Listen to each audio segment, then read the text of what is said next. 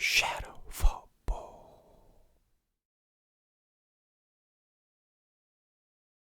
It was the first time ever that both semi-finals went to extra time. England got out of jail through Michel Adjemang, eventually prevailing over an Italian side that were defensively resolute and did everything to hold on to their 1-0 lead.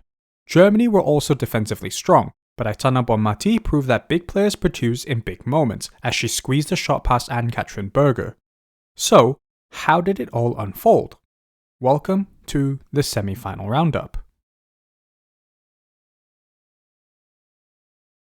Cats have 9 lives.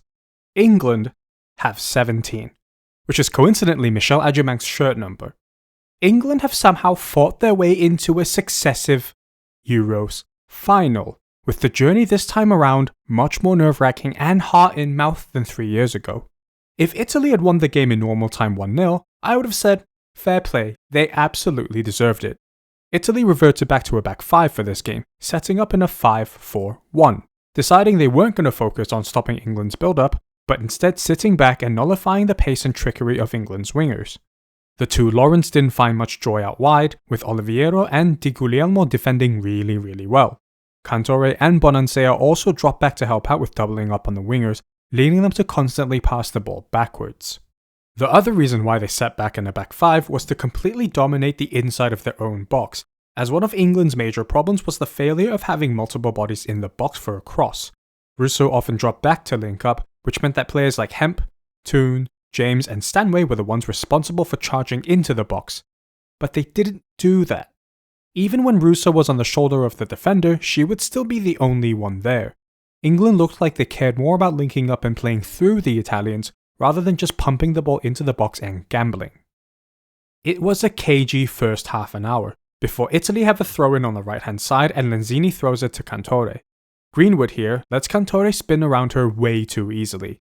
It would have been better for her to just stand her ground, face her hips forward and force Cantore backwards. Greenwood spins around as well, dives in, and Cantore canters up the pitch. This meant that Morgan had to slide out and watch her new Washington Spirit teammate dribble down the line, also keeping the inside pass to Caruso in mind. In my opinion, the gamble to stay put and block this passing lane was worth it, because if Cantore kept going down the line, Morgan has enough pace to go and close down. Cantore plays a 1-2 with Caruso as it sends Morgan down a spiral, and the Italian winger continues her run and plays a ball into the box. Williamson is watching Girelli this whole time and is in a pretty good position here, but at the last moment, Girelli checks back, which meant Williamson followed her, and thus the England skipper misses the ball as it bounces at an awkward height for Lucy Bronze, as she never turned around to check where Bonansea was, and the veteran winger fires Italy ahead. Beth Mead came on at halftime for Lauren James, hoping to add an extra body into the box since Mead is more of a natural finisher than James, but Italy held firm and constantly denied England any joy in their final third. It didn't help that most of the crosses into the box from England weren't great, as Linari, Salvai and Lenzini dealt with them really well. Severini and Cambiaghi came on and Italy changed to a 5-3-2, further beefing up the midfield and overloading the central areas of the pitch. England then responded by bringing on Aggie Beever-Jones and Michel Adjemang, eventually proving that they don't need a note to come back from behind and win. Beever-Jones and Adjemang especially were brought on to try and create chaos in the box, and chaos they did create. Now I don't know what the England team had for breakfast before this game. Normally I'm guessing it would be toast with butter or beans, I have no idea. But I'm convinced they all had toast with jam, because England managed to jam their way into the final. It was very jammy. England threatened but never really looked like scoring, as Lauren Hemp gets the ball on the right hand side, and up until this point all the balls into the box have been rubbish. So Hemp delivers a slightly better ball. However, Linari's failure to get on the right side of Beth Mead to disrupt her run meant that Mido had a clear run onto the ball. Mead almost gets her head onto it, but her movement causes Giuliani to fumble it, and it falls to the savior of the nation, which is what the name Adjemang means in the native Ghanaian Akan language of Tui. If Linari had done something to block Mead's run, stand in her way or just tug her shirt a little bit, Giuliani likely catches this ball and Italy go through to the final. But she doesn't. The ball falls to our savior, and she sends England fans into frenzy with this late equalizer. Extra time came around as both teams were absolutely knackered. England's continued pressure paid off as Severini wrestled Mead onto the ground, and England were awarded a penalty deep into extra time. Chloe Kelly's penalty was saved by Giuliani but tapped the rebound home, giving England the lead and ultimately the win. Italy played well. Really, really well. They defended resiliently, with Oliveiro having an exceptional game shutting down Hemp. Caruso worked her socks off as well, as Italy should be very, very proud of their performances in this tournament. Women's football in Italy is nowhere near the level of, say, the USA or England, with the Serie A fully professionalizing just 3 years ago. Hopefully the performances of the Italian women's team this tournament will have opened people's eyes to just how good they are, and how cohesive they are, and more money could be invested into the domestic league. As for England, they will now face a Spain side in a rematch of the last World Cup final. And to be honest, for all the analysis myself and other pundits, content creators have done on England, it doesn't actually matter that much. We talk so much about the strengths of Alessia Russo, Lauren Hemp, Kira Walsh, and so on, but tournament football is so much more than just analysing players and team shape, because in this tournament, England's biggest strength is their spirit, and you can't analyse a team's spirit. England will be hungry to repeat their success 3 years ago, and as an England fan myself, come on, you Lionesses.